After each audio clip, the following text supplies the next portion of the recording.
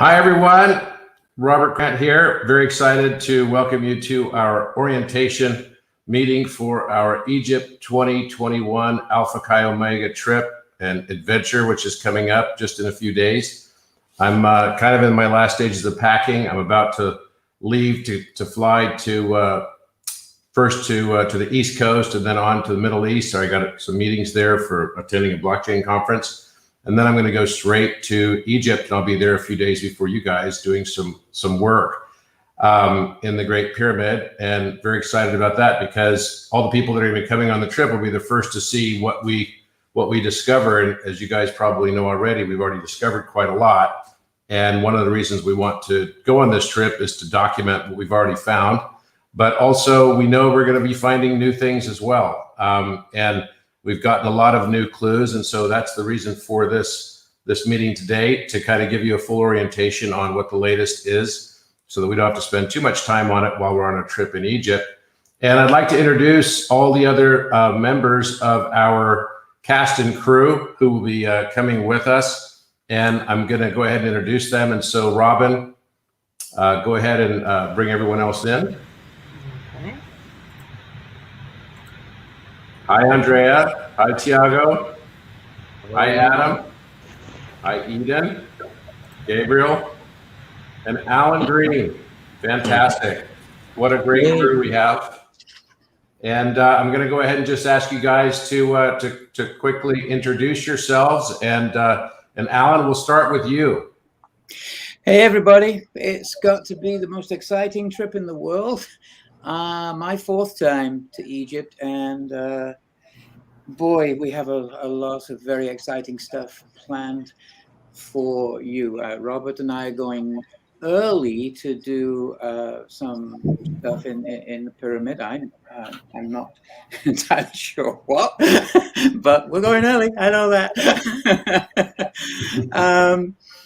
We will be sharing with you on the way how our two works seem to dovetail.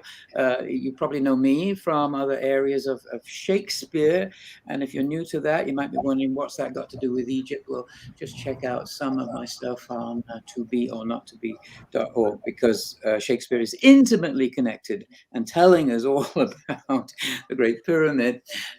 So anyway, that's a long story, but my excitement level couldn't be any higher. I've just been going through a ton of new stuff that is all connected to this. In a nutshell, Robert's work has been essentially plowing the fields of Da Vinci. What's Da Vinci doing in Egypt?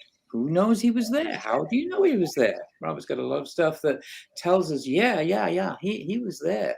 And then my work on John Dee and Shakespeare and the mathematics of the Great Pyramid dovetails into that. But I'm really excited to share with you what has been coming through over the last few days that will literally blow your mind. It's blowing my mind right now, and I can barely contain my excitement wanting to show it to you, but I don't think we've got time today.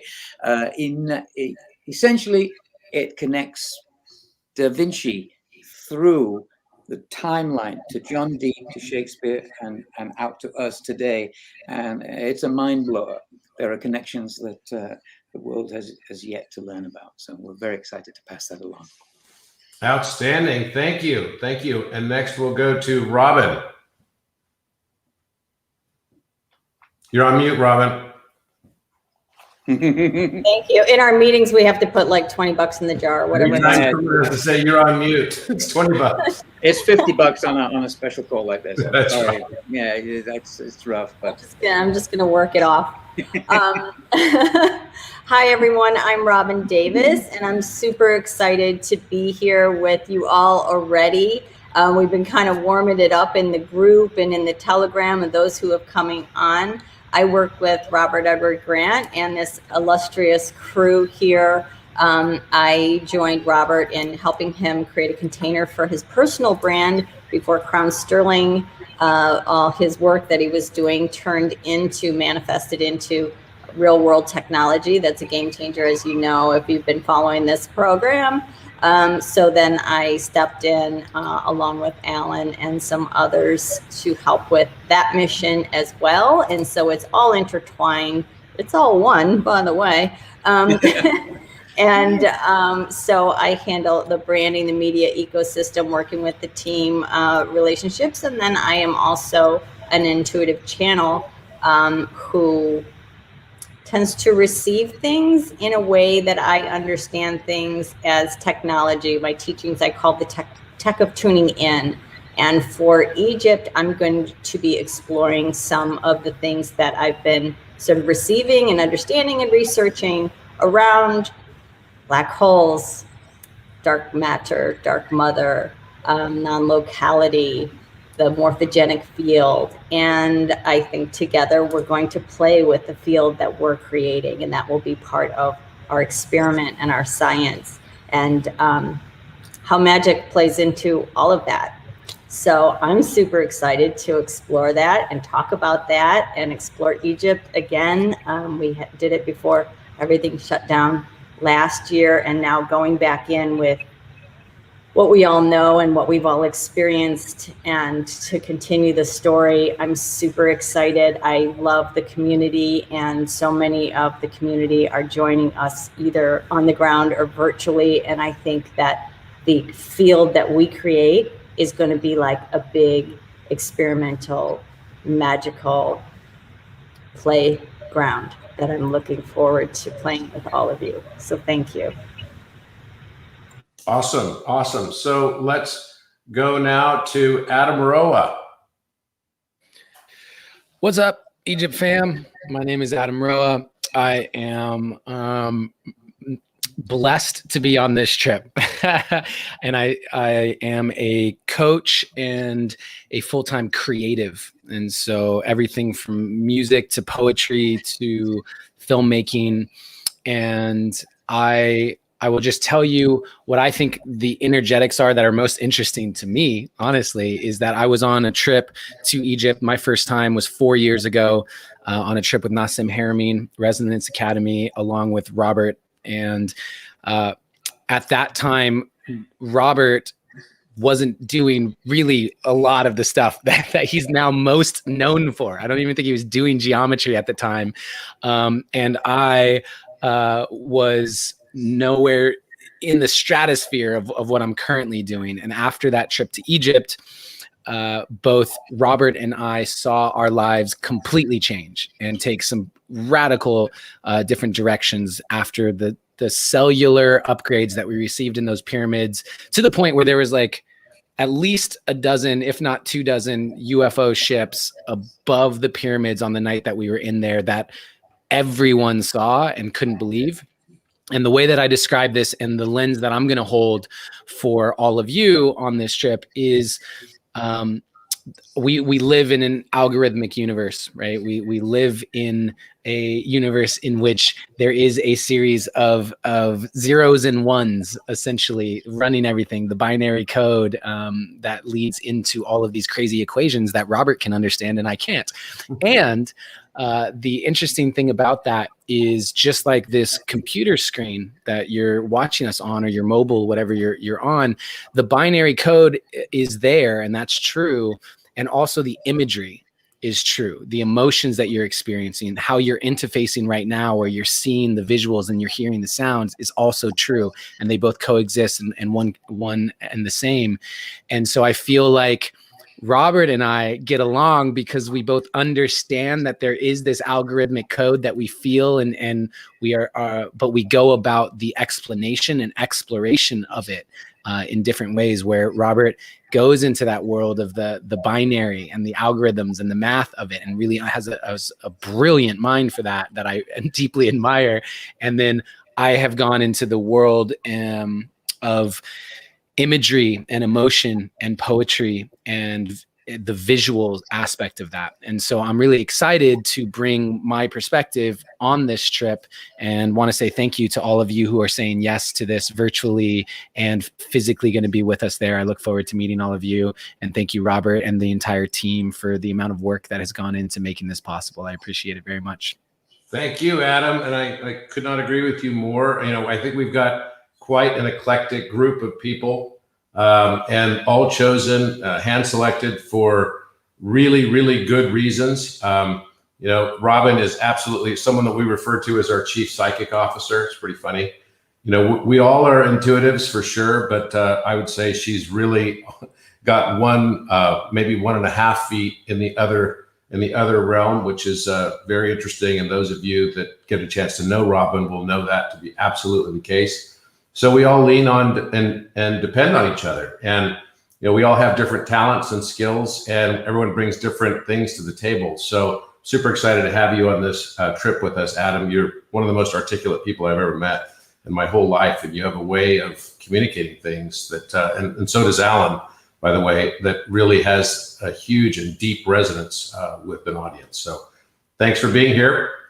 And we also have Andrea with us. Andrea. Hi, thank you, Robert. Hi, everyone. I'm Andrea, and I work with Robert, Robin, and the whole gang on Robert's brand, as well as a member of the Crown Sterling team. And this will be my 3rd time in Egypt with Robert. And funny, Adam, bringing up the ships. We were all laying outside of the pyramid on the plateau, admiring the stars, and then we said, "Oh, they're moving. They're moving." So that's one of the many things. And so these trips are incredible, truly. And what I've noticed throughout the years is you get what you put in. And what I mean by that is our presence. And whether you're tuning in with us live or on the trip, where your conscious awareness is, and we could start the trips and have that gusto, and then as time goes by, maybe it veers into another direction, that awareness, but just grounding each morning into ourselves and heading out to these different sites, just the way Robert discovered, or the Alpha Omega was revealed to him. It was there. It just needed consciousness level to be in a certain frequency for it to show. And so that is a way everyone at home and with us can look at that. And so what I'll be offering on the trip is we could call it a frequency signal boost session. Most days for about 30 to 45 minutes, we'll have sound bath and a workshop to integrate all of the downloads, whether it's the didactics or just being at these amazing sites. And I'm looking forward to it. And I thank you all. Thank you, guys. Thank you, Andrea. Excellent. And let's go to Lightest Consciousness, Gabriel Lirio. All right. Hello, dear people. I'm Gabriel Lirio. And as Robert just said, I'm the creator of Lightest Consciousness. I'm also the co-creator of Fractal Science, which is actually a Brazilian institute where I teach Hermeticism, the Hermetic philosophy, and sacred geometry together with my friend Tiago Braga, who is here with us. He's going to talk to you guys soon as well. And it's absolutely an honor for us to be going to Egypt, because actually the Hermetic philosophy was created in Egypt.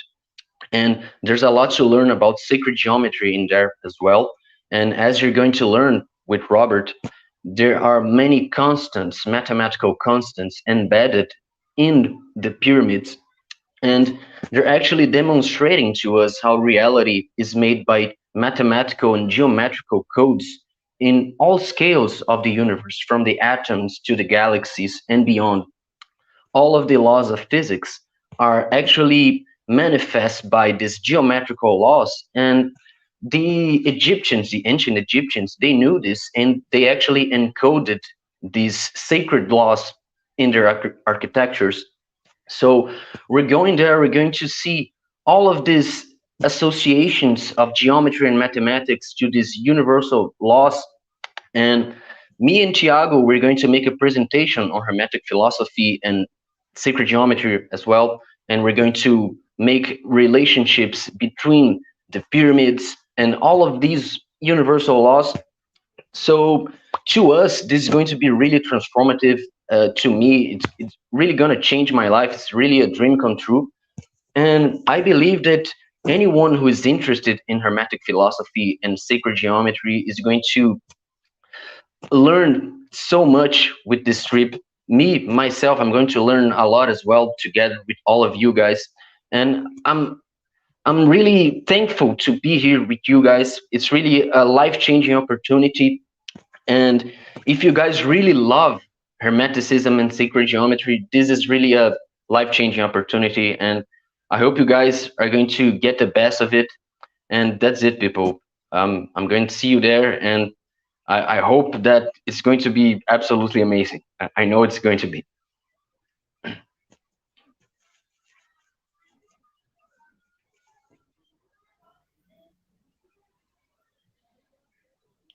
Uh-oh, $50 from Robert.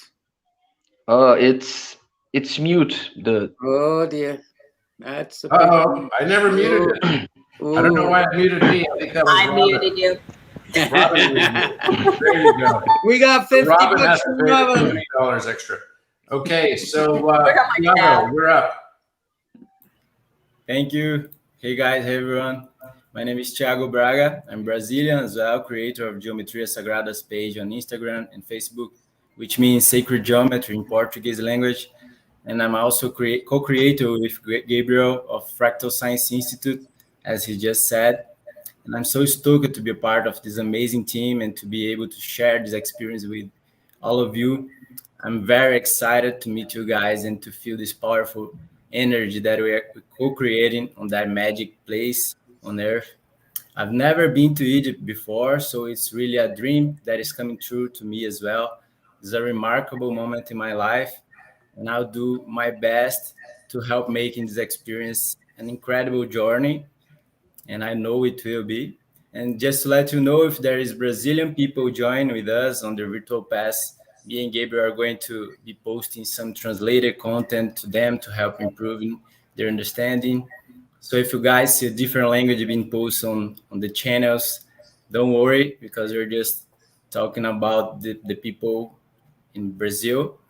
And I hope everyone get the best possible of this experience. I know it will be a life-changing experience. I know that will be lots of new stuff to learn over there, and I will be learning a lot as well. So I think that's it. The time is coming, and I have so many things to explore together with you guys, and I'm really excited. So get everything prepared, and I see you soon. Excellent. Thank you. We also have Mohammed Ibrahim, who's going to be on the trip with us. He's in Egypt right now, and he's one of the world's experts on hieroglyphics. He's been retained as, even consultant and advisor on many kind of major mysteries related to hieroglyphics, and he's an outstanding Egyptologist. We also have Muhammad Zakaria, who likewise is a very well-known Egyptologist who is going to be joining us. And we even have Dr. Waziri, who is the Secretary General of the Ministry of Antiquities, who's going to be joining us in Luxor. So I'm very excited about our entire team.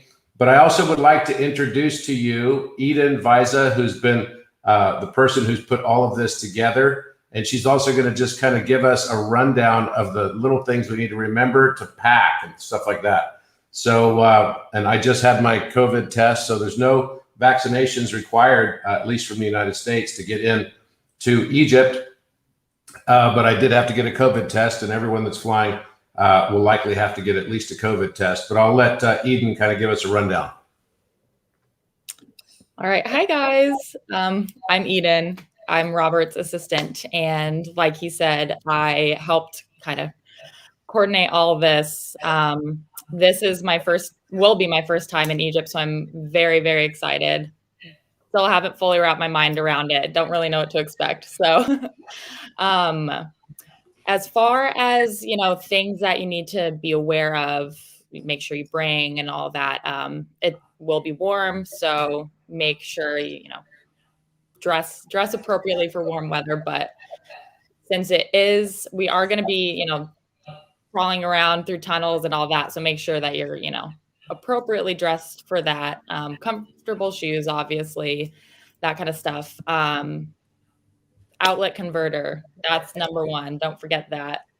For COVID, though, it is required to get a negative PCR test to enter Egypt. Doesn't matter if you're vaccinated or not. That's what Mohammed has told me to relay to you guys. So make sure you have that taken care of. We have COVID tests arranged for everybody to take before they come back. So that's all taken care of as well.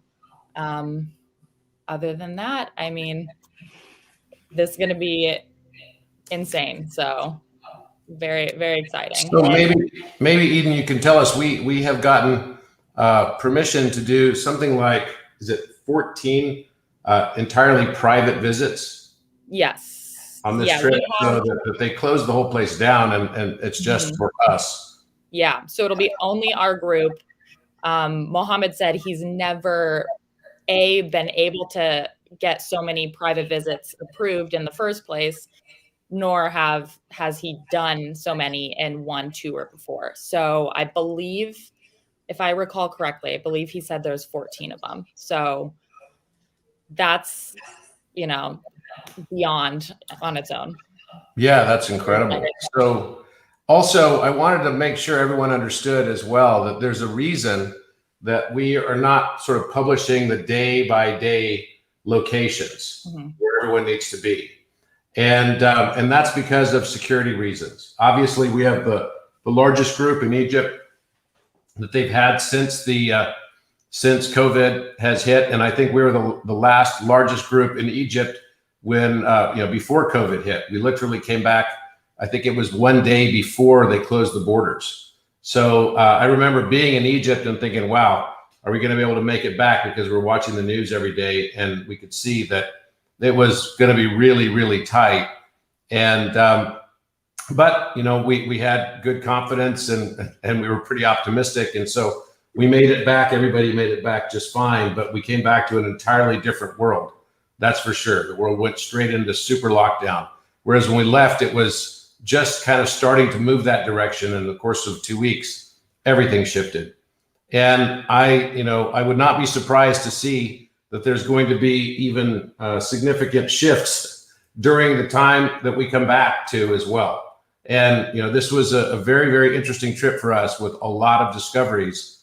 And we believe that it is absolutely tied to the raising of human consciousness and awareness. And we've been following not only kind of the ancient path of Hermeticism and sort of the wisdom path, but also we've been following the clues and encryptions by Renaissance scholars and polymaths. And I'm going to let Alan talk about that. And if he can pull up his presentation, great. If he can't, then I'll just let him go ahead and just sort of give us a synopsis of what we found and why this is so exciting and why this leads to, effectively a map for what we're going to be doing there. Okay, I'm going to pull all the team back into the green room or the white room, whatever, and put Robert and Alan on screen. I think we were having some issues with the share screen. So yeah, let's try it again. We haven't been on I'm gonna take. Yeah. I'm going to click on share screen. You just tell me if you see it. If you don't, then we have a PC, Mac problem or whatever it is. But I'm clicking on share screen now in the hopes of sharing my screen with you. So just tell me, everyone, can you see do you see a picture of Shakespeare here? Not yet. No. And it would come up as a separate screen. I'm not able to see it like I did to you. Okay, all right. So you're not seeing it, and that's okay. I'm going to remove me before you begin. I just want to remind everyone that when we have our didactic sessions on the virtual pass, that those will remain. They will be in a collection forever for everybody to have. You will have the decks and you will have all of the media that's created, and some of the higher levels are going to have edited pieces. So it's going to be quite a collection of knowledge and sharing that everyone will have access to. So I'm going to let the gentleman talk a little before we go into Alan's. I want to just bring Eden back real quick and just to make sure we covered everything off that is necessary related to what people should pack. You kind of, are there, one thing I would definitely recommend that everyone brings is a headlamp. So definitely bring a headlamp. Yes. So a little headlamp, you can buy it at Home Depot. They just kind of go around your head. That's definitely a nice thing and kind of an important thing to have with you. Some people like to bring things like selfie sticks and stuff like that. So I mean, obviously, you can do that if you so desire to do so. You know, I would bring a hat for sure. So bring a hat of some sort. It gets really hot out there, and the sun just sort of beats down. It's a desert for a reason. So definitely, I would bring a hat. And most of the days, people are going to be wearing, you know, kind of like kind of sports clothes, not really short shorts, although you can, but I don't really recommend it because there's going to be a lot of time crawling on the ground. And so it could be, you know, don't bring your very nicest pants when we go out during the day for our sightseeing, because we're going to be deep into tunnels and deep into underground cities and such that will astound you. But really, sometimes it's very difficult and it's kind of rocky. And if you're wearing shorts that are very short, or you don't have another option there, and we'll try to tell you, okay, today we're going to be doing a lot of crawling. So make sure, you know, some people even brought knee pads with them last year. And I recommend that as well. I'd also bring a pair of gloves because some of the things that we climb on and do, it is definitely helpful if you have a pair of gloves. And let's see if there's anything else that I think would be really necessary to bring. I would suggest women especially maybe bring a scarf or a pashmina or something along those lines, just in case we need to, you know, cover up if we go into certain sites. Generally, you can wear whatever is what. But also a scarf for men and women, head wrap, like, because sometimes it's blowing sand, yeah, and sun, and your head gets a little baked. So whether a hat or a wrap, like, huge. Yep. And right. I got a question here too from Kathleen. I'm going to show it on screen. What about dressing for the cruise? Whatever shall I wear?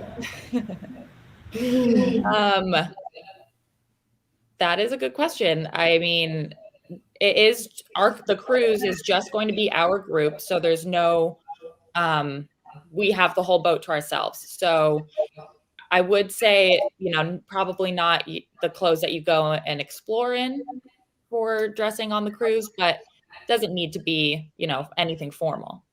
Just, you know. You know, well, that's not true. We have 2 events, Eden. Well, but that's, for the private dinners, right? Yeah. So can you talk about that and what people should wear for those? Yes. So we have 2 private dinners that will be on location. Very cool, private, all, you know. But also kind of a little bit more swanky, right? Yeah. So you can bring some more dress up type clothes and high heels if you want to those things. But, you know, we'll be pretty dirty during the daytime, but during the evenings, you know, there'll be like a dinner most nights where we're all together, but we have kind of 2 more swanky nights and events that are more like party attire or cocktail attire. So make sure you pack accordingly. Yep. Anything else? Oh, also when they land at the airport, when they arrive, what should they be looking for, Eden? I believe Mohammed's team, doesn't matter what time you get in, middle of the night, middle of the day, there will be somebody there to with a sign that will help through customs, get your visa at the airport, basically streamline the whole process. And basically they'll be there to take you to the hotel. But then if you specifically requested that, you know, you don't need help, you took care of your own transportation, that's, you know, that's different. But there will be somebody there any time of the day when you land to bring you to the hotel. Got it. Anything else then that anyone else can think of? Any other questions? I can put it. If you're not already signed up on the Telegram chat, right? Please go ahead. That has all been sent to them via email, right? Mm-hmm. Yes, I just sent So you guys are going to be seeing pretty much everything we do on Telegram. So in addition to all the live broadcasting stuff we're going to be doing in different languages, even, we're going to be posting our whole, all of the people that are on the trip are going to be posting pictures to our Telegram chat. So if you're on the virtual pass, it's going to be like just as if you were there in person. And The voyagers and explorers. Mm-hmm. The regular travelers, I've already had a question about that. We are going to be adding, I'm glad you brought that up, Robert. We are going to be adding an upgrade pass closer to when it begins. We don't want to confuse people with too many tickets, because there are 3 ticket levels, and 2 out of the 3 of them have more information and access and have the Telegram channel. And the first one is Facebook. If you are just a Facebook follower, and I shouldn't say just, you are going to get a lot. We are going to share in there. We will go live. You're going to get all the didactic sessions go live into that Facebook group. But the Telegram channel is a little bit more intimate, like in the pocket with us, where we'll be able to pop in. We'll be able to share quick on the fly photos. We'll be sharing some to Facebook as well, but it's ongoing conversation, and it's just a deeper dive. And then the Voyager Pass itself gets some more edited content, has some things to gather with us after and that sort of thing. So you can choose your level, but there will be the ability to upgrade. So I'm going to add some upgrade tickets. So like if you got in as a traveler and you're like vibing the tribe and you're going in and you're really spending time with us and you want to go deeper and hang out, basically, you'll have the ability, if you want to upgrade to the next level, and you can be added into the Telegram group. So just wanted to say that. Great. All right. So let's go back to Alan now. Alan, you want to go ahead and just give an overview of, Sure. Of what we found and what we're following? Yes, and I'd just like to add at the beginning to those of you who heard all the thing about crawling around, that's true. It's it's going to be quite an adventure. You don't have to crawl. You don't have to come into every single tunnel if you don't want to. But I've spent most of my life crawling around on all fours, so it's nothing strange to me. Anyhow, what I want to tell you about is usually my presentations are very, very, very full of graphics, and so in this case, you're going to miss the graphics. We will be broadcasting them from on the trip anyway, but today it's not possible. So all I want to cover then is to tell you, if you heard the word Shakespeare and you thought, what? Why? Oh, what's that got to do with where I'm going? And anyway, I'm not interested in him. No, it is not Men in Tights and Forsooth and Methinketh, and it's not the Shakespeare that you think you might know and learned about in school at all. Nothing like. It is the most exciting. He lived a double life, and the Shakespeare that I've been investigating for 17 years, which is what attracted Robert to bring me on board in the first place, is that he was a polymath of the highest order, on the same level as a Da Vinci or an Einstein or anyone else that's in that level of mystical experience, who can communicate the utter truth about life in its deepest, most sacred essence.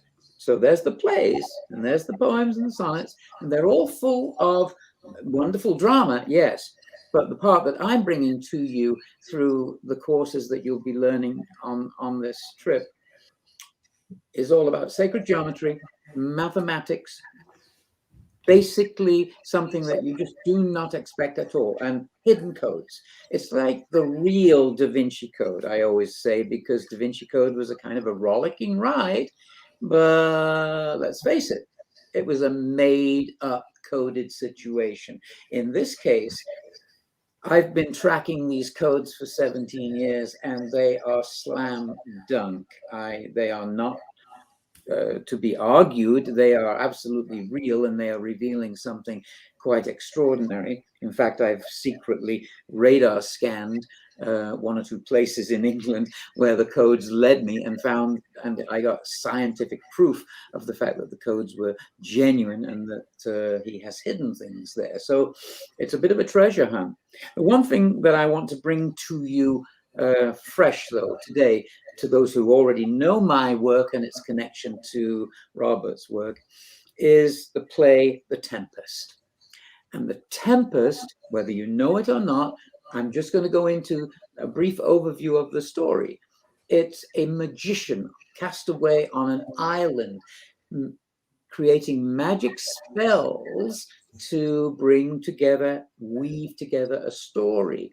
And if you know anything about it at all, the very first thing that happens right at the beginning of The Tempest is we're on a boat, a ship in the ocean, there's a storm, and the first word is shouted at you. It says on the script, it says literally a tempestuous noise of thunder and lightning.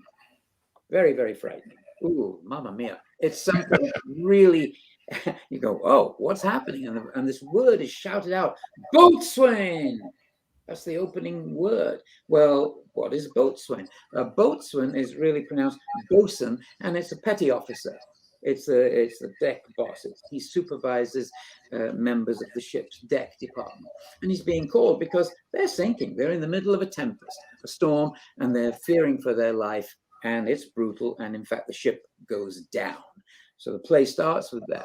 What has happened is that this magician has cast a spell and summoned this storm to happen, all to bring his former enemies, who were a problem for him years ago, and he brings them into this place and confronts them and metes out justice. And they each meet their own destiny and their fate and their karma. But the beautiful thing is in the end, he ties it all together and he forgives everybody. Now, you don't need to know the essence of the story. I just want to ask you about, what do you think about when you hear Tempest? It's a storm, for sure. It's dangerous. It's at sea, usually. But the tempest is a metaphor for upheaval, change. Danger, yes. It's a complete reset. Overall, it's what's meant by the expression a sea change, which in fact Shakespeare created, especially for this play. There's a poem in the play sung by Ariel, a spirit who flies around doing Prospero's bidding. And he says, "Full fathom 5, thy father lies, of his bones are coral made.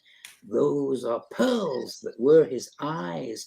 Nothing of him that doth fade, but suffer a sea change into something rich and strange." Isn't that exactly where we are right now in the world? We are on the verge of a sea change that we're all feeling. It is tempestuous. It's going to be a rough ride. It already is a rough ride. But the message in this is that it's necessary. It's a clearing of debts of the past. And the beauty is it all comes out well in the end. It's a very, very beautiful story. But the thing is, it's more than that. That very first word that Prospero utters is a code. Boatswain is shouted out. And it makes sense. It's a shipping term. It's the guy that's going to save them, hopefully, from the tempest, and he can't, and the ship sinks. But boatswain is also, it's a northern constellation containing the bright star Arcturus, known only too well to mariners in trouble at sea, for it points them to the one true geometric life raft in the ocean of the heavens, the pole star.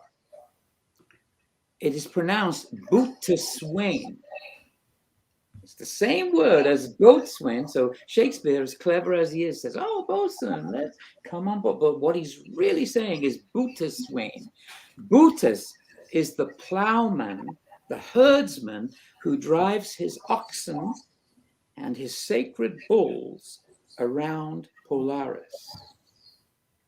The name comes from the Latin butus and from the Greek boetes, plowman, to plow, and from the root in Indo-European buus, for cow. Wain is an Old English word for wagon. It's a cart. It's the Big Dipper. Boatswain, when he shouts it out, the very first word, boatswain, he's saying, look up at this in the heavens, at the geometry in the skies that is a life raft to you in desperate times when the tempest is coming.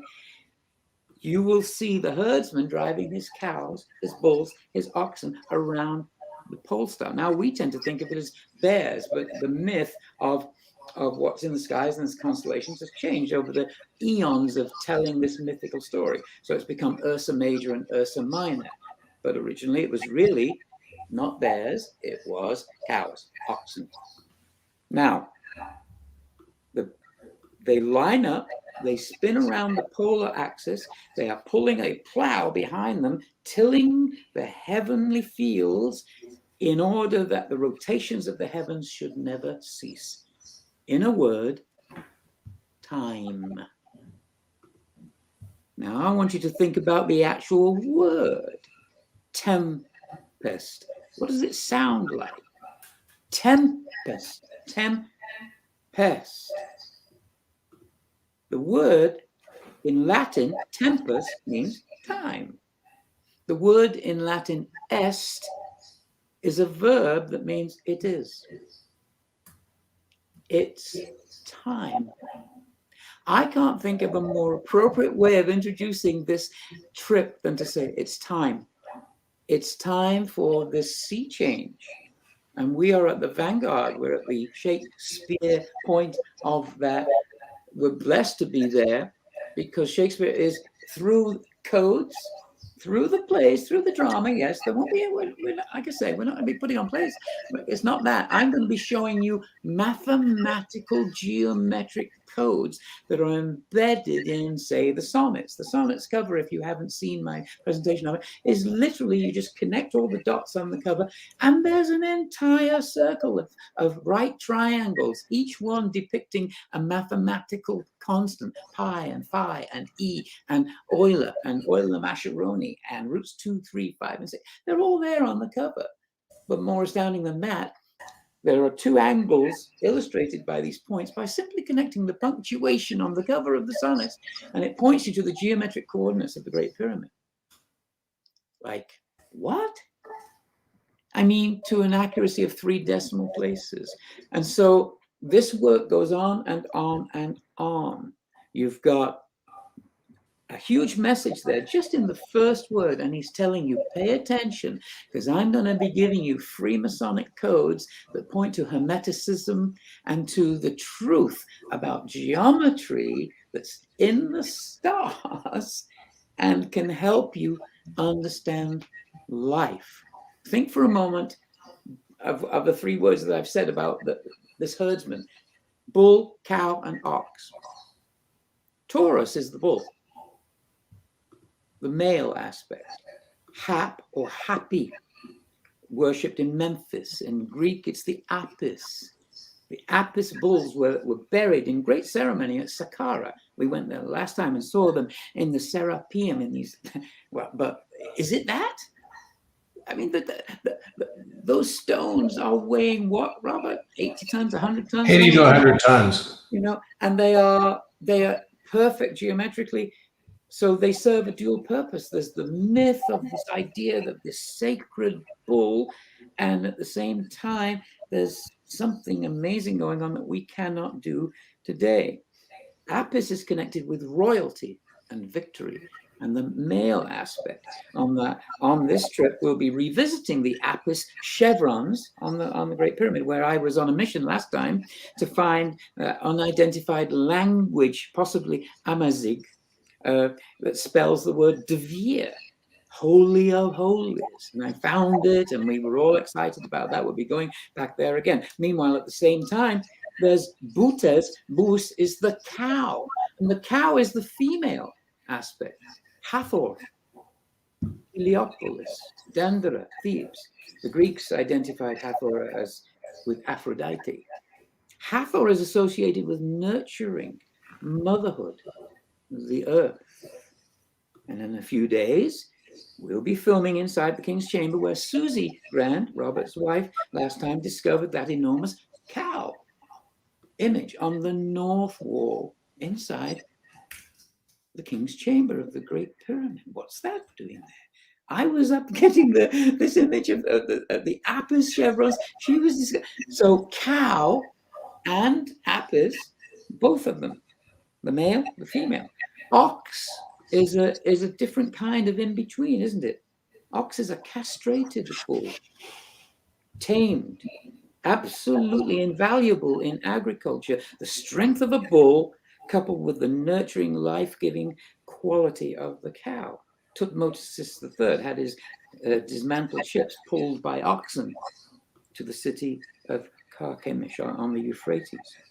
They're all three represented in Egyptian culture, and we'll be seeing all of that. Hathor, Apis, the ox, and all these three names are literally what he starts the play with, about the plowman herding them around Polaris.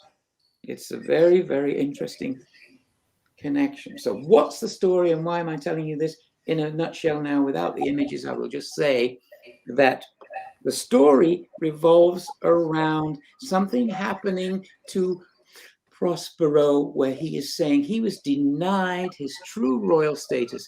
He was the Duke of Milan, but that power position was taken away from him and stolen by this person. He's now shipwrecked because he wants to confront him and say, you did a dirty on me 12 years ago, and I wasn't very nice. You took away all my power. You exiled me to this island.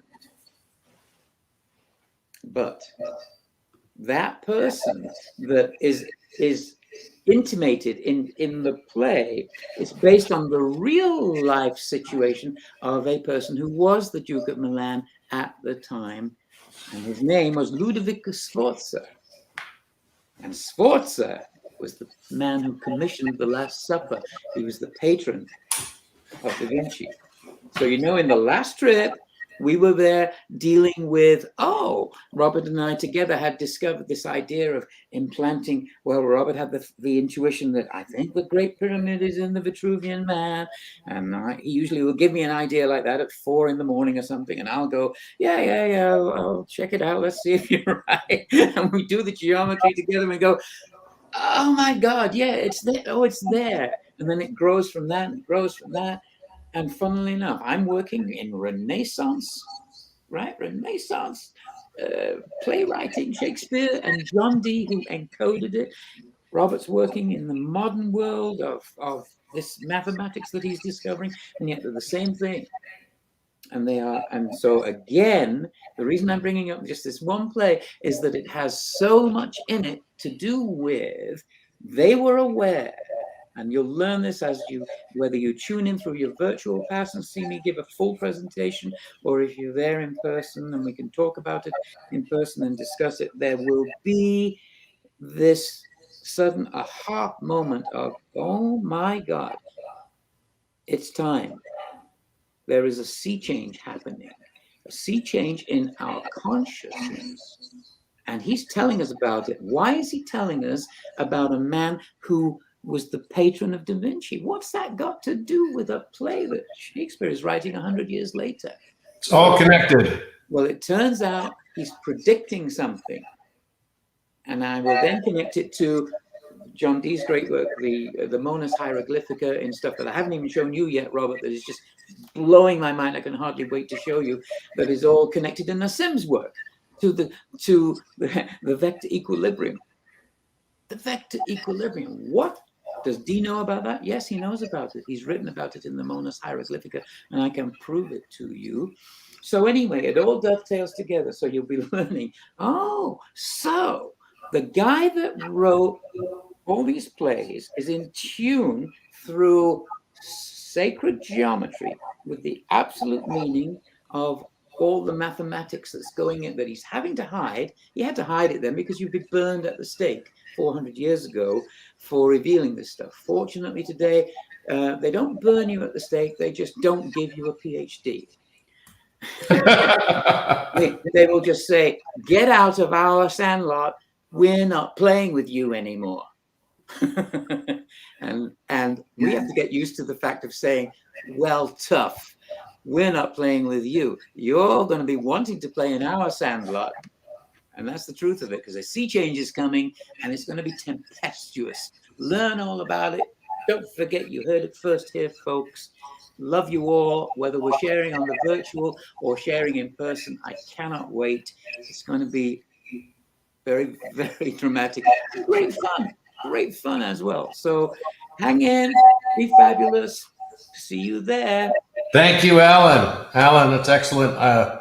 And you know, I cannot emphasize enough how exciting it has been to work along with you for the last 3 years now on this. It seems like, I can't believe it's only been exactly 4 years since we were all in, I know you weren't on that trip, but since we were in Egypt together in 2017, Adam, myself, and Andrea, and several others. And, you know, it's, when I went back again, only about 6 months later, Alan was one of the very first people that I called when I discovered the Alpha Omega, because I'd called him right before I left on the trip. And I could never get any time from him because he's very busy. You know, he's very difficult to get on the phone. It's what happens when you're famous, I guess. Yeah. I got to go, but carry on, Robert. Yeah, that's right. It's what happens when you're well known and famous. You have people like me just calling you up all the time and saying, "Hey, you know, I'll pay you for your time." So I got him on the phone finally, and I told him, I said, "Well, okay, I'll say one thing, because I don't want to waste your time." I said, "Have you ever thought of the Yod-He Vav-He actually might be a math equation, which would be, you know, pi times 7 over pi to the 7th power, which when you reduce that down as a fraction, it comes out to 1 over 137. And he went silent on the phone with me. And so I thought, okay, maybe I got his attention. And then he said, "Wow, it's kind of remarkable that you set that to me." I said, "Why?" He said, "Well, because I was just working out that the sarcophagus will fit exactly 137 and a half times into the king's chamber. And if you take the space out of the inner part of the sarcophagus, it goes 137 times from a volumetric perspective." Yeah. And that was like pretty amazing. So I, you know, obviously got his attention the night that I found the Alpha Omega, and I'd been drawing it all week in my notebook. And I remember talking to Andrea before I left, and even speaking with her while I was in Israel the week before. And I just kept saying, "I know I'm going to discover something. I know I'm going to discover something. I know I will discover something." And all week I was drawing Alpha Omega. And then when I was in the Great Pyramid, you know, I discovered it. So let me see, hopefully I can pull something up here. I had to reformat my presentation into a PowerPoint, which I never use. And for some reason, it's still not letting me do it. Let me see, maybe. Is anything coming up? No. Yeah, I don't know why StreamYard's not working today with this. Just describe it to us, Robert. We're entranced. Tell us again how pi to the 7th. And that's the thing about it. It's just, you can see it, you can sometimes see it as images, and that's helpful. At the same time, it's the pattern. Yeah. So basically, I was in the king's chamber. I looked down on the sarcophagus, and it was as if I had a memory, and I remembered seeing an Alpha Omega there, and exactly where I had seen it in this memory, I looked down and there it was. And I don't know any other better way to describe it than that. That's just the truth of it.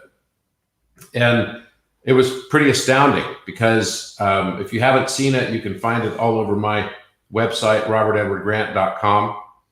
And but basically there it was. And not only was it there in perfection, but it was also there in perfection from the perspective of its mathematical ratios.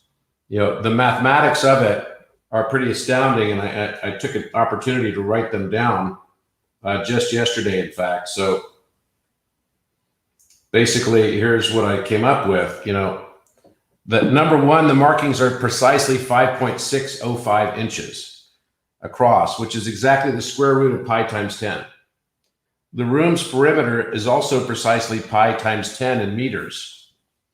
So does that then presuppose that the foot, meter, and cubit, which the pyramid was built in cubits, how could it be that the meter and the foot were also involved in the pyramid's construction? And if you haven't watched Alan's video on this, before he and I ever met, he had found a lot of very, very strong evidence suggesting that the Great Pyramid was constructed with the knowledge of the foot and the meter, in addition to the Royal Egyptian cubit. The room's perimeter being pi times 10 is a direct match then with the 5.6 inches, 5.605 inches of the width of the alpha and omega. So those that would think it's some form of graffiti that's just remarkably amazing that it would come out to exactly those dimensions. The peak of the alpha on the sarcophagus, which is located just under 33rd inch of, you know, from the distance of the corner of the sarcophagus, right at 32.96 inches. And I don't think I've even shared this one with you yet, Alan, this next part. It's the entire length of the sarcophagus is 89.62 inches. If you follow the work of Petrie, making 33 inches, or right at 32.96 inches, exactly 0.367879 of the length of the coffer. Now, most people wouldn't recognize that number, 0.367879, but when you take its reciprocal value, that is precisely the Euler number. So, I mean, that's pretty incredible. You know, we've got pi embedded in its dimensions, its width, and then the position that it is located exactly on the sarcophagus is precisely 1 over Euler. Does that surprise you, Alan? I just found that one yesterday. Nothing surprises me these days, Robert. You know that. Yep. It's you just go, yeah, of course, because this is being done at such a level that everything is perfect. Yeah. I would be surprised if it wasn't perfect now. Yeah, exactly. I would be shocked. I'd go, what's wrong with this? You know, what bozo did this? This wasn't now, guys. Right. The center point of the omega is exactly 30 inches from the far corner of the sarcophagus, which is 0.33 of the length of the sarcophagus. So if you look at the 89.62 inches, multiply that by 0.33, you end up with 30 inches, which is exactly the center of the peak of the omega as well. And then the width of the omega is exactly 1.618 inches. The width of the alpha is 3.236 inches, which is the square root of 5 plus 1. And the tip of the alpha's right serif at its base is exactly 31.416 inches from the sarcophagus corner. So again, I mean, that's pretty incredible. The length of the sarcophagus of 89.62 inches, if we subtract from that the 32.98 inches that I just mentioned of where the peak of the alpha is, that comes out to 56.64 inches, which is remarkably close to the omega number, which is 0.567, which is a constant and is the only value that satisfies the following equation, which relates to Euler as well. Omega times Euler to the power of omega equals 1. So 56.64 divided by 89.62 inches equals 0.632, which is also equal to the square root of 10 times 2. And sorry, go ahead. Go ahead. No, I was just going to say, because it's hard for people to imagine these things just listening to the numbers. But imagine, seeing this live and or on your virtual pass and being able to actually, you're going to see what happened the last time, which is that we're there, and when this energy starts flowing, everyone is brought to a higher level, whether you, at whatever level you come to the party, you're feeling it. We were in a group of people, well, we are always in a group of people who's experiencing this, and one person sees this. Susie saw the cow, and you were seeing various things. It's as though it enlivens everything. But tell them a little bit about the connection between the thing that they don't really need to think in terms of math on, of Da Vinci's actual suspected being there, traveling there. Yeah. Because that is connected. We're going to actually, I know we're going to find something more in that puzzle, because everything that I've been getting is literally what I just started to tell you about the Tempest, and a ton more, that they were in tune with Da Vinci's, even though Da Vinci had incarnated 100 years prior, they were in tune. They're all in the same club. We're in that same club. All you who are on this call right now are in that same club. You've been drawn to this because it resonates for you, and you know it. You don't have to be told it. You don't even really need proof. You just know it. We say, oh, this.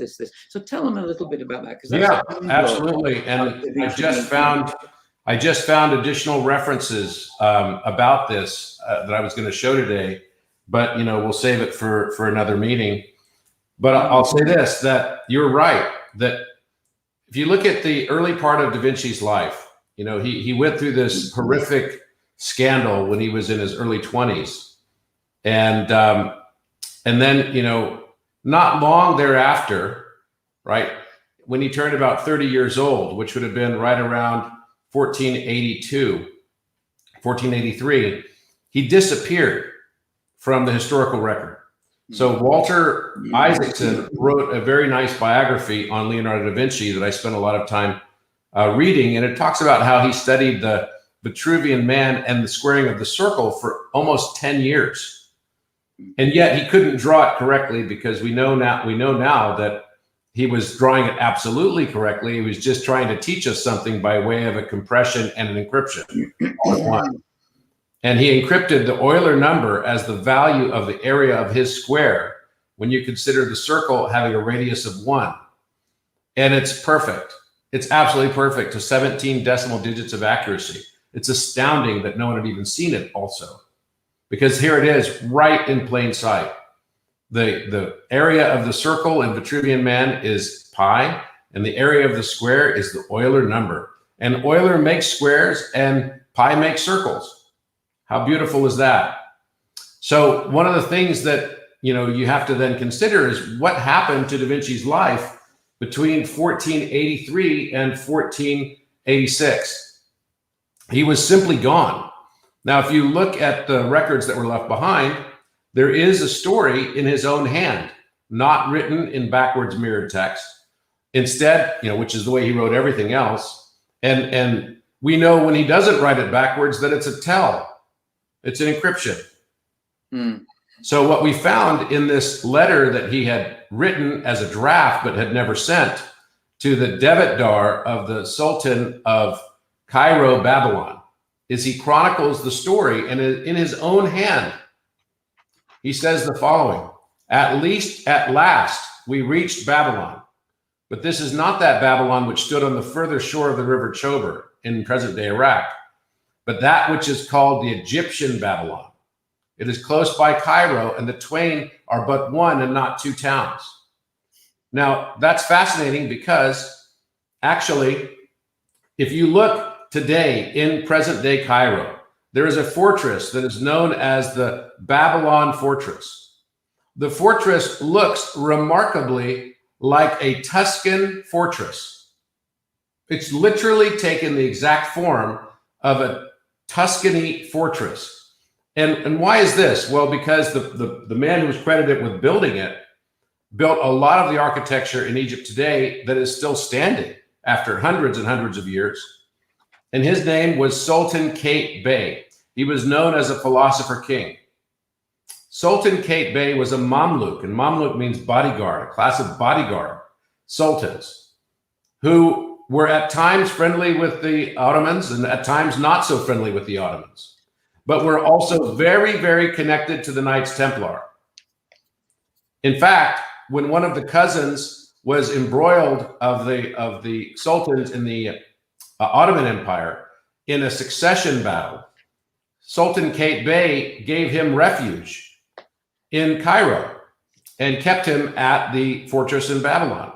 But in addition to that, when he left, he sent him off to the island of Rhodes, where he was taken care of by the Knights Templar, which at that time were known as the Knights Hospitaliers of St. John.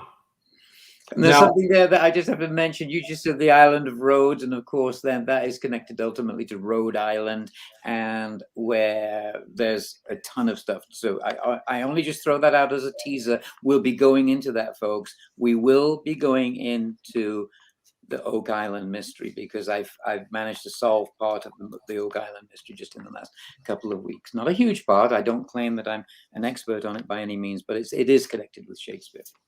so Leonardo was, kept predominantly by two patrons that we know about. And a third patron that is, in the latter 3 years of his life, which was King Francis of France. Okay, so these are people that commissioned him regularly. They paid him a regular salary.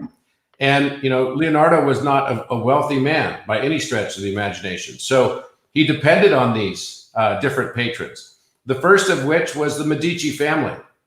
So the Medicis were in Florence. And if you haven't been to Florence, I highly recommend it. It's a wonderful place, not only for its wine and cheese and all the other stuff that you get when you're there. The food is amazing and the countryside is beautiful, but for its historical reference, it is an amazing place. And the Medici family was known for their banking prowess. They were known for their skill in commerce. And they were very closely tied to the Eastern Empire of the Holy Roman Empire, which was the Ottoman, Constantinople.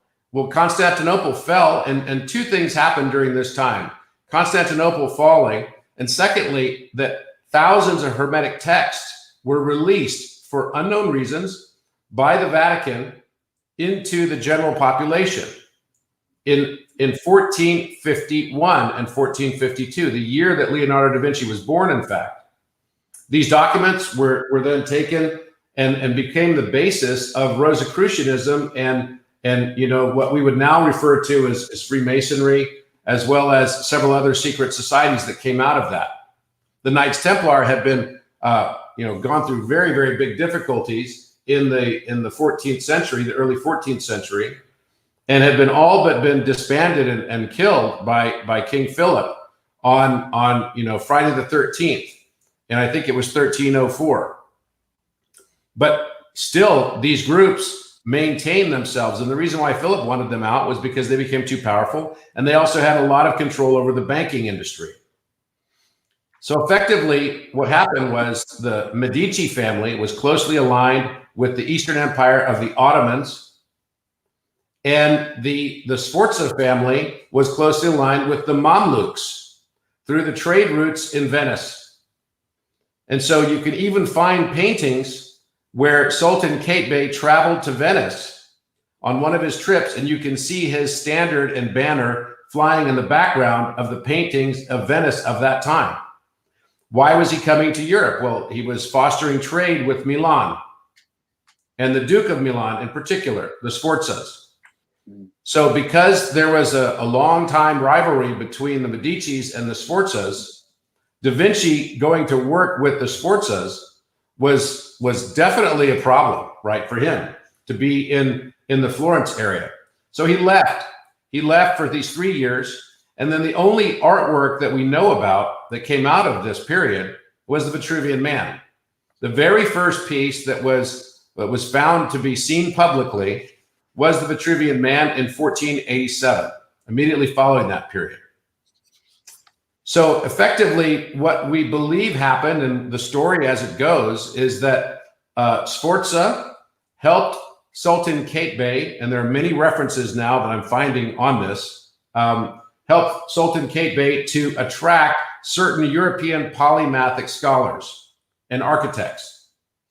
And one of these was Leonardo da Vinci. Now, Leonardo had a particular beef also with the Ottomans because he had sent them a design for a bridge to cross the river Bosphorus, and they refused him and instead decided to hire his arch rival, Michelangelo, not for the bridge, but for other buildings in what is today Istanbul, Constantinople at that time.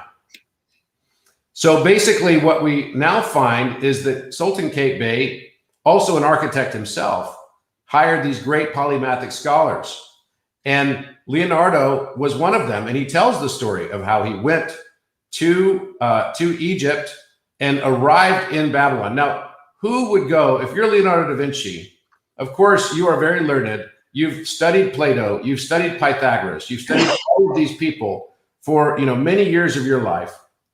Of course, they were well known as being, part of the Egyptian mystery schools.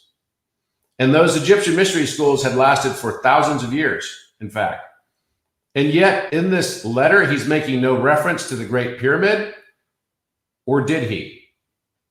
Now, you have to remember that the Great Pyramid was the tallest building in the world at that time. And it had been the tallest building in the world for over 4,000 years. This is 500 years ago. So Da Vinci, of course, went to look at the Great Pyramid, and he even described it, but he called it instead the Great Mount Taurus.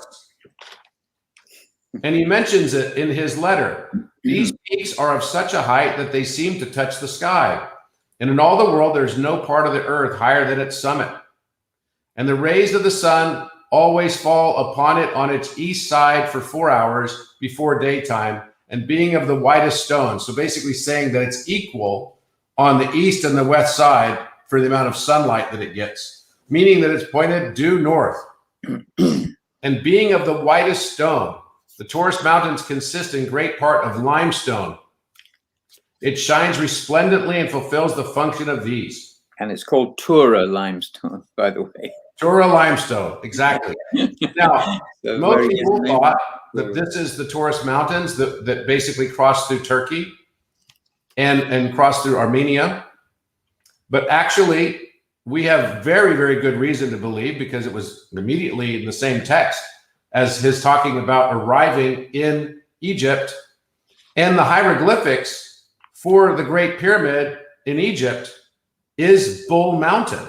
It's 2 chevrons, which mirror match the chevrons above the entrance. And the hieroglyphic for the Great Pyramid is that of the Apis bull. So Bull Mountain or Mount Taurus. Now, another thing to note on that is that Mount Taurus or Bull Mountain was situated in the Giza Plateau, of course, but then it wasn't referred to as Giza Plateau. It was called Ras Tau, which is just Tauros backwards, the Greek word for Taurus backwards. It's an anagram of the same word. And also this is the term where rose cross comes from, because Tau is also cross. So the rose is also a symbol of the bull. If you look up today, the two types of gemstones that relate to the Taurus zodiac sign, one is the emerald, the other is rose quartz. And the rose is a long-standing symbol of the bull. He then goes inside of the chambers of this, and he refers to them as the great cavern within it. I came to the entrance of a great cavern, he says, in front of which I stood some time, astonished and unaware of such a thing. Bending my back into an arch, I rested my left hand on my knee and held my right hand over my downcast and contracted eyebrows, often bending first one way and then the other to see whether I could discover anything inside. Now, Alan, when you go into the king's chamber, there's about a 24-foot long passageway that's about 39 inches high. It's about almost exactly 1 meter high. Mm-hmm. And what's it like when you have to go in there? Neither of us are very tall, but what's it like when you have to go in there? You have to sort of bend over, right? Oh, yeah, you have to crawl. Well, you don't have to crawl, not to get in the king's chamber, but you have to sort of bend over because it's just under the height of a bar. So you're kind of like you're but I like over, and you're kind of waddling back and forth, and then you want to look up so you can see where you're going. And so it's almost exactly. I'm imagining him going in, though, when he would have gone in, when there would be no lights. You see, he's talking about, he doesn't know what's in front of him. When we are, you know, you're right. We're hunched over, technically, and but at least you can see the length of the tunnel. You know there's a light there, and you know you're getting towards the king's chamber. If you don't know you're going there, there's no lights, then it would be described the way he describes it. Absolutely terrifying. Where does Absolutely know where I'm going? Yep. Yeah. And then he says, and this being forbidden by the deep darkness within. And after having remained there for some time, two contrary emotions arose within me: fear and desire. Fear of the threatening dark cavern, and desire to see whether there were any marvelous thing within it. And I can't tell you, the very first time I went into the king's chamber, that's exactly how I felt. I had some degree of fear, but there was no way I wasn't going to watch it. There was no way I wasn't going in there. So it was fear and excitement and that desire to understand, because I knew something was going to shift inside there for me.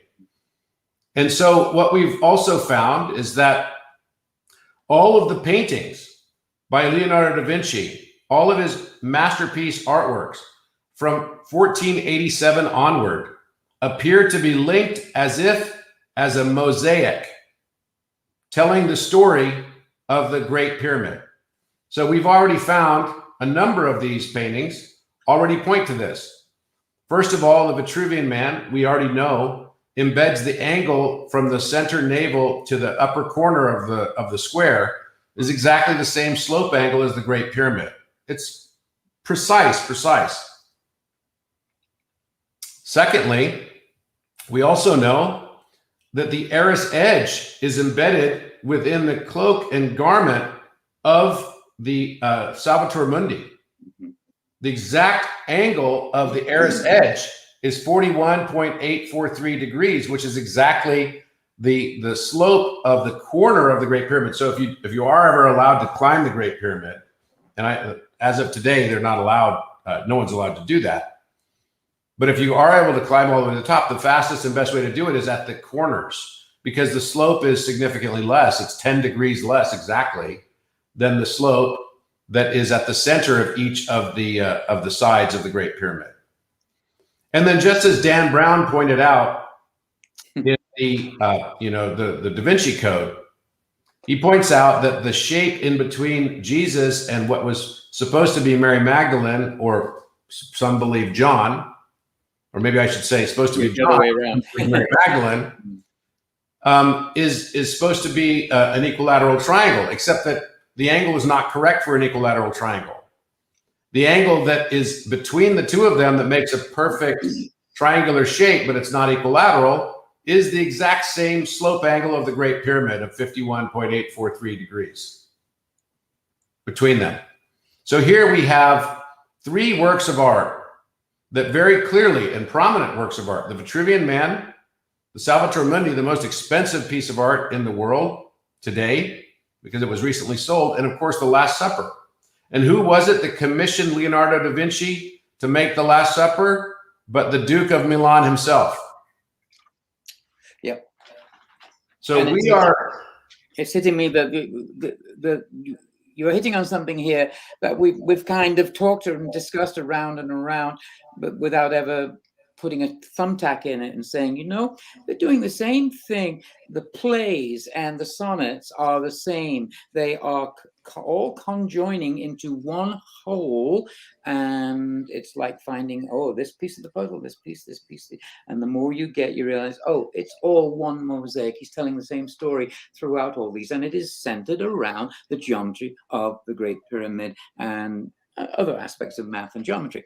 So I think the reason that they are aware of each other is they had some way of, I mean, obviously in time it had to happen. Da Vinci passes this along. Now we know they pass along their knowledge through the secret societies, from the Egyptian mystery schools, through the Knights Templars, through the Rosicrucians, the Rose Cross, Latter Day, Freemasons, etc. So it's all passed along that way.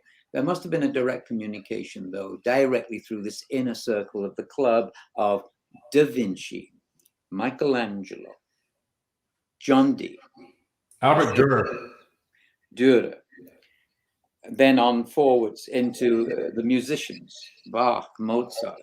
And I mean, they're all doing the same thing. Pacioli as well. They're all embedding their view of the essential unified theory within their particular frame reference of art.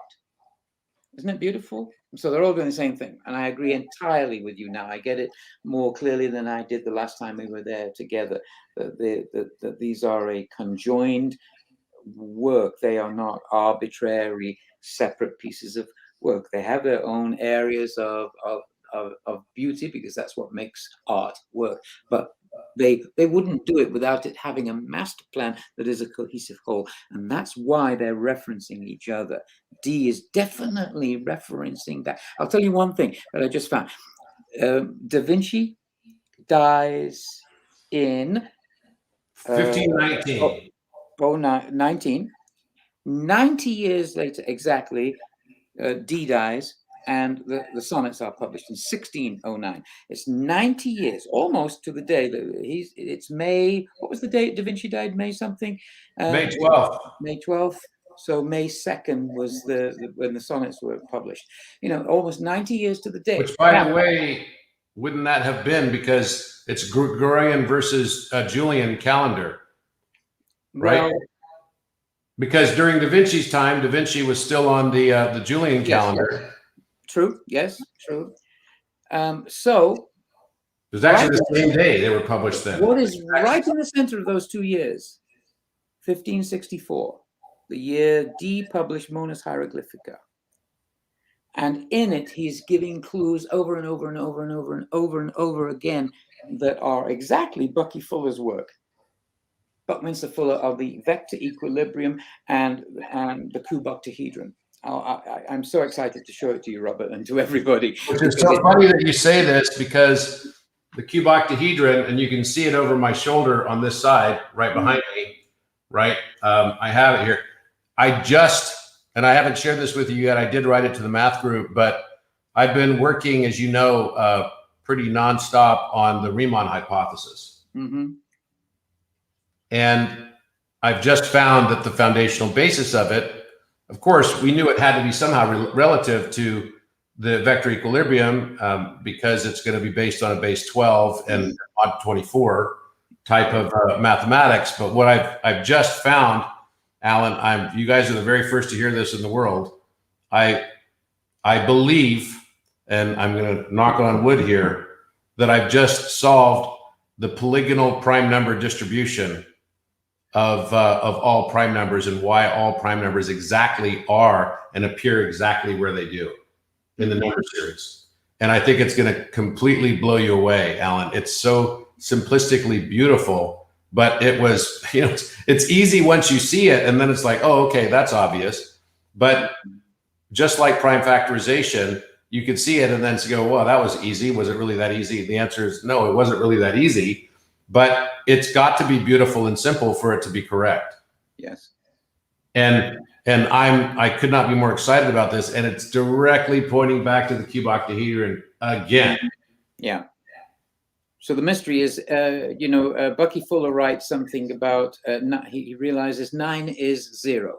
9 is 0. The casting out of nines and digital sum, digital, right, all of digital root, sorry, Talal's work. So, I mean, what that means to you, those of you who don't understand it, you can literally 9, 1, 2, 3, 4, 5, 6, 7, 8 have their values, but once you get to 9, it cancels out and becomes 0, because if you add together two numbers that are, let's say you take the number 27, 27 added together, the 2 and the 7 becomes 9.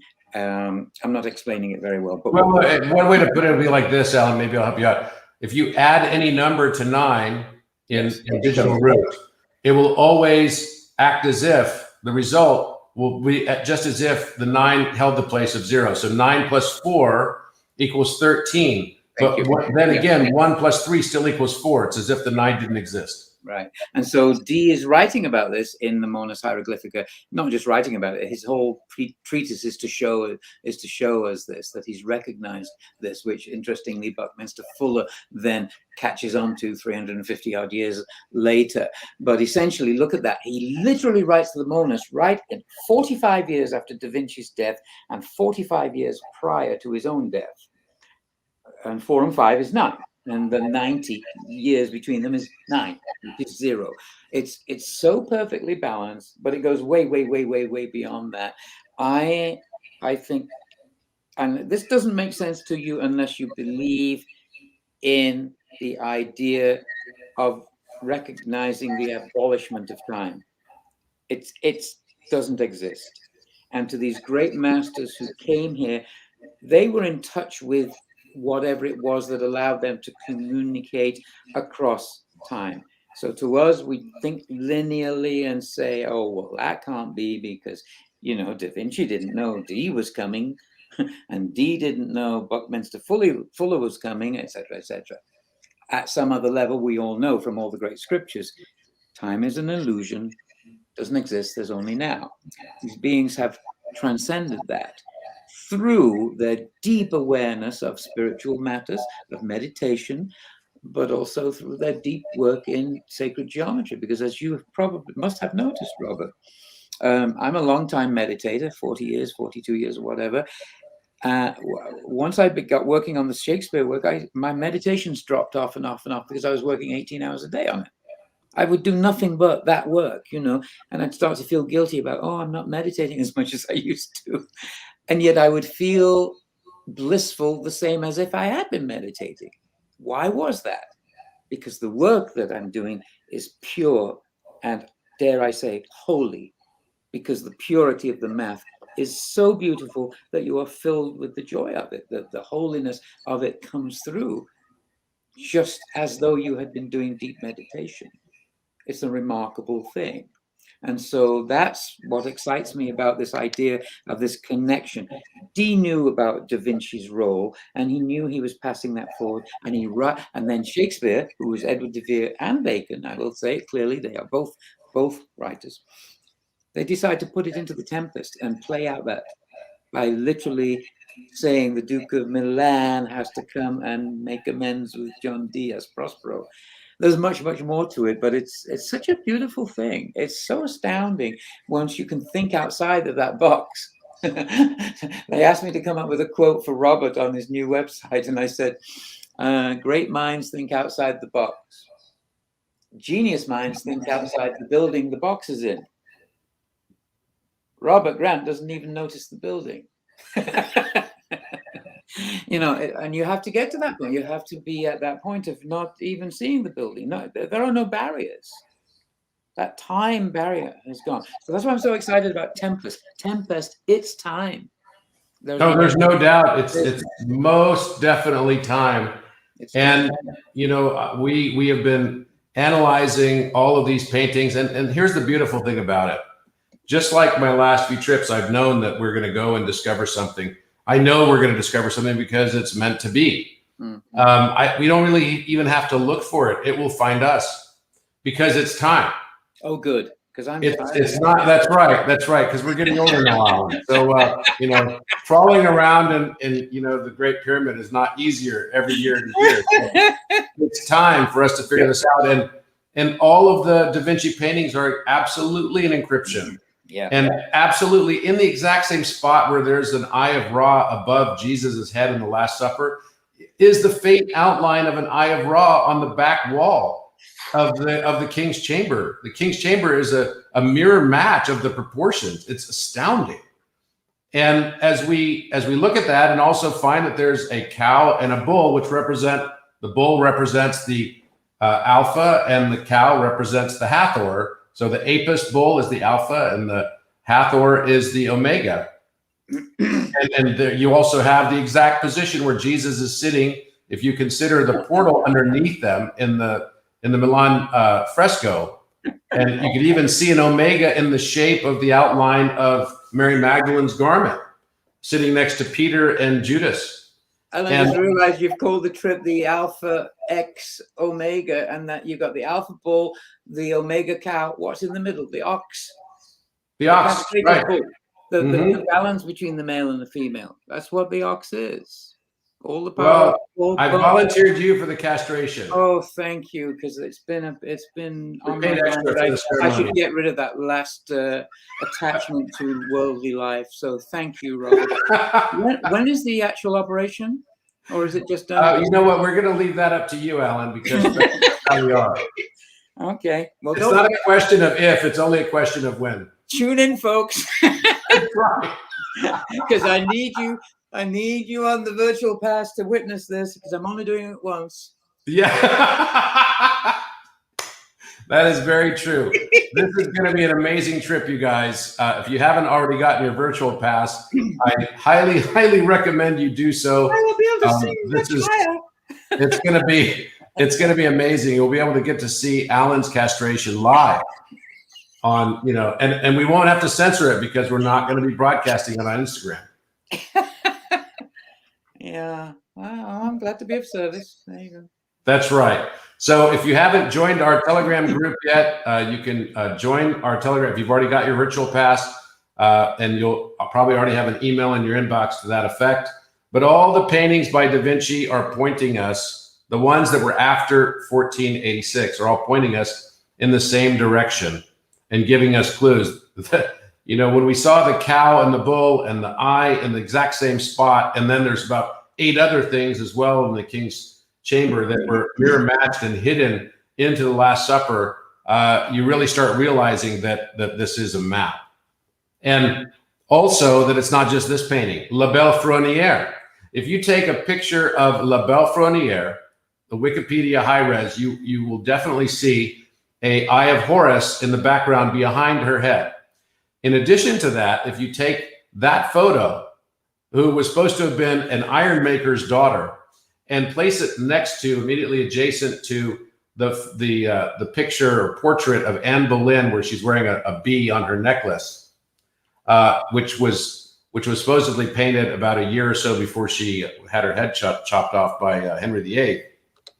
If you go back and look at that, you'll find that those two pictures, the portrait of Anne Boleyn and the picture of La Belle Fronière, look remarkably identical. Their hair is identical. One has a slightly more gaunt face because she's a bit older and presumably being sent off to her, to her beheading. But the hair color, the eye color, the skin color, everything is identical. The nose and the mouth, everything is identical. It's pretty astounding. So there's another connection between the Rosicrucian and Renaissance polymaths of Leonardo da Vinci, John Dee, Edward de Vere, and Bacon. And of course, the mother of Queen Elizabeth I was Anne Boleyn. And Boleyn is actually a shift of the name that originally is Boleyn. Yes. Anne Boleyn. And her family crest is 3 bulls. So in other words, basically you're saying it's all a lot of bull. Or maybe a great simulation that's the coolest game ever. Yeah. Well, you got to hand it to those Tudors. You mentioned that she might have had a portrait done when she was on her way, like trying to make her look good for her, for her decapitation. Henry actually said to her, "Don't worry, darling. I've arranged for the best swordsman in France to come over. He never misses." Can you imagine? These people were truly fabulous people. I mean, it's just nuts. Oh, you didn't give me a son? Well, off with your head. It's just madness, but that's where we were living. That's where we were 400 years ago. I had a chance to I got to have dinner with the Queen about 10 years ago. and I went to London. Oh, come on. What? You've never told me this. Yeah. Well, I mean, you're British. You might Which like queen? lodge a complaint. I thought you meant you'd had dinner with a queen. No, that's different. I've had many dinners with queens. Oh, I didn't know you meant the actual queen. The actual queen, yes. I had dinner with the actual queen, and What it was in 2010. I was invited through a friend of mine who was the queen's jeweler, and he was hosting an event, and he invited me to the event. And the guy's name was Maurice Ostroff, and we had it at St. James Palace. And it was an amazing night. I have to say, we started at 10 Downing Street, where I have a picture of me like having an argument or a spirited debate with David Cameron, and he's quite tall. He's quite a tall guy. So, but there's a picture of me. They caught me at the right moment where I was arguing with him about something related to politics. It was pretty funny. And then later that night we went to St. James Palace and had dinner with the Queen. And it was pretty incredible. But the part that was really cool was earlier in the day, we went to the House of Lords. And in the House of Lords, there's this sort of rotunda kind of waiting room before you go into the House of Lords. And on the walls, and it was like an octagonal shaped room, as I recall. And there were paintings of each of the wives of Henry VIII on the walls. And Henry VIII himself, right? So he had his 6 wives, and he had Anne of Cleves, he had Anne Boleyn, Jane Seymour, all the notables were there clearly. But I thought, how interesting is that? What does that do to your government when every day you walk into the House of Lords, you get to see all the women that got killed by their tyrannical husband? Yeah. No, it's very dysfunctional. It's completely nuts, really. So anyway, there you go. That's it. But we believe I love my country, but boy, there's no. I mean, it's not much better here. Let's not get into that. Hey, we're all going to have a fun time, ladies and gentlemen. That is right. That is right. We're not going to talk politics over there. We're going to be discovering shit. we believe that Da Vinci had access to a map. I'll say this one last thing. In 1942 and 43, when the Nazis started to occupy that area, including Egypt and Cairo, there was a school called the Leonardo da Vinci School of Egyptian Mystery School. So this story tends to resonate with Egyptians, because why would there be a Leonardo da Vinci Egyptian Mystery School that had been there for apparently hundreds of years, that was closed down by the Nazis? Which is a fascinating story in and of itself. And we're starting to get some real traction on this story, because clearly there's no dispute that it was written in Da Vinci's hand. And we believe that Da Vinci very likely, and a lot of Egyptologists now start to share this thinking, may have gotten a copy of a map, a blueprint of the Great Pyramid. And this is what he fashioned the Vitruvian Man after, with his incredible encryption of the horizontal lines. And very likely there's significant meaning also to the vertical lines that are on the arms, right? Maybe they're pointing to new entrances to the Great Pyramid. And there are many that believe that a map existed for a long time. Otherwise, how did Khalid al-Ma'mun know exactly where to go? So when he blew out and found his way, and it just magically ended up meeting up with, it's not like he had to try lots of different places. He went through one area. Well, he didn't exactly hit it spot on. I mean, he was working on it first. Pretty close. Well, they almost gave up and were gone. I mean, according to most studies that I've read on it, there was it wasn't like he was on it and went, oh, we're there. They were ready to give up, and only by some fluke did they hear something drop inside and realize they were near. I mean, I don't know. Maybe there was a map. It certainly would have helped. Think about it, Alan. How would you have known where to start from? And I mean, you may not have had the exact location, but you could have started in hundreds of other places on the Great Pyramid and not come close to hitting the Grand Gallery. Well, true. It's true. Napoleon tried. Yeah. Right? A map is an interesting idea. It's an interesting thought. I hadn't actually gone deeply down that hole. All right. Well, we will discuss it further. Maybe that map was given by Anne Boleyn to her daughter Elizabeth. And that's how Dee would have got it. Da Vinci lived with Anne Boleyn for 3 years. That would have been it. That could have been the connection. Yes, that's true. It was a good speculative place to start, because that's how it would have reached her daughter Elizabeth, and then Dee. That makes a lot of sense, Robert. Yeah. Maybe it's in a place like the altar or something. Oh, no. For those of you who don't know what he's hinting at, check out my website, and you'll learn about it on this trip.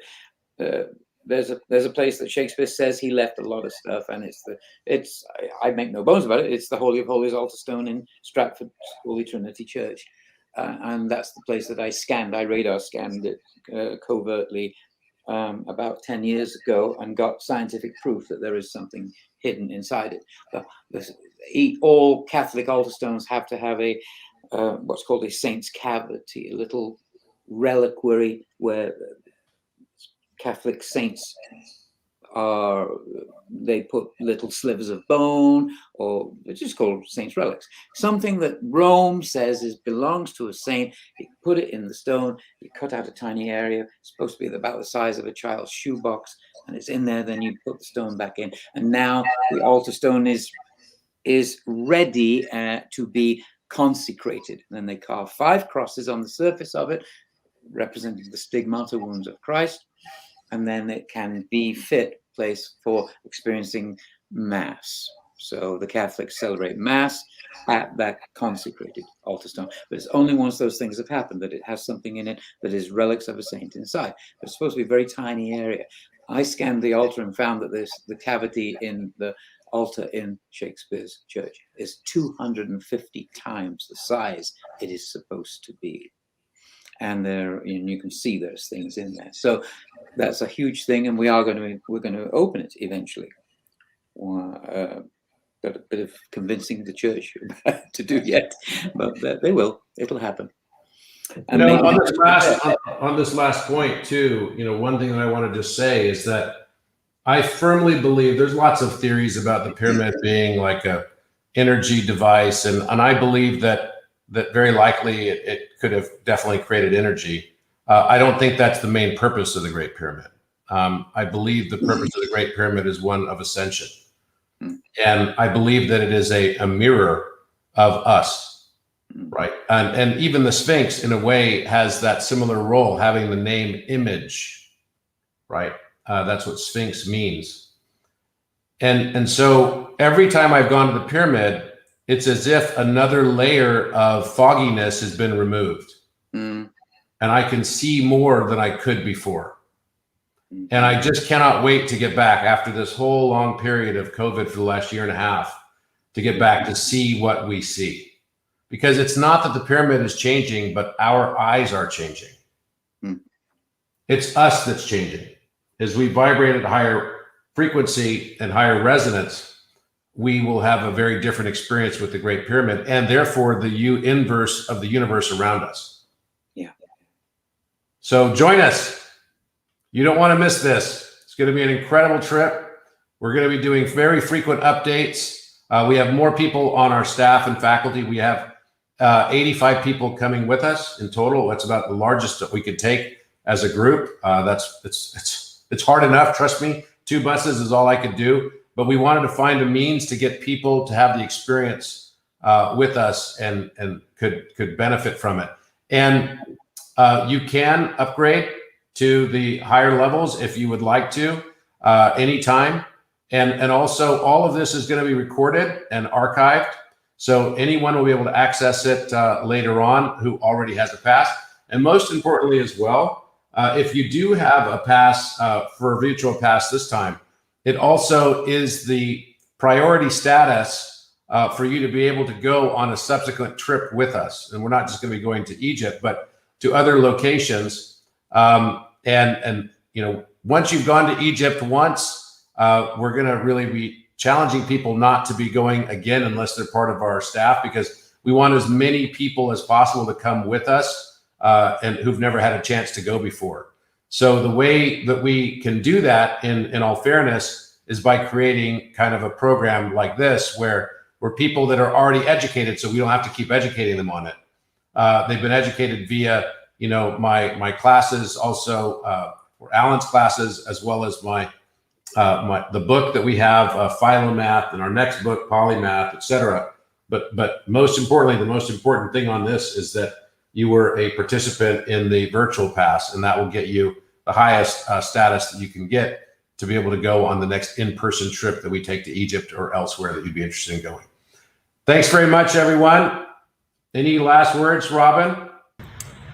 I just am really looking forward to it. I think that, you know, this whole conversation about the codes and about the maps, I will say for sure, one of the things that I know and that I'll talk about too is the codes that we hold. And what Adam Roa, he had to jump off, and he's talking about the binary code and all of that, and the technology and the algorithms. And this is the things that we'll talk about, but we all hold pieces and codes, and when we put them together, they run scripts and programs. So our unity is important.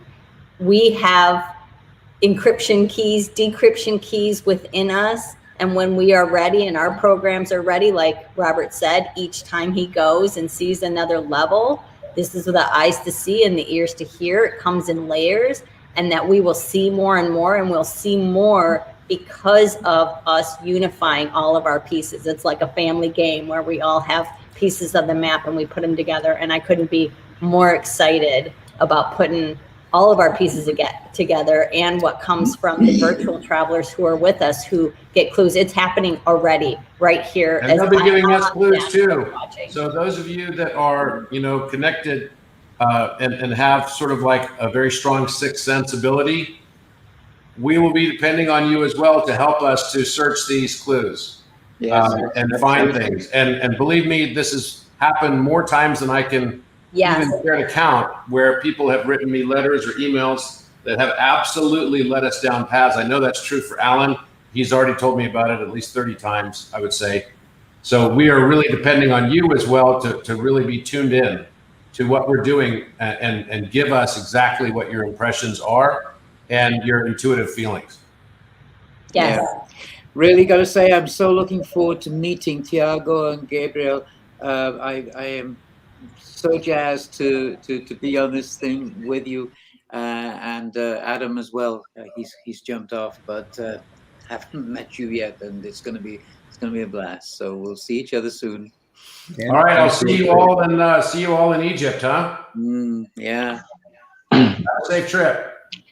Bye bye, guys. Bye. Goodbye, people. Bye.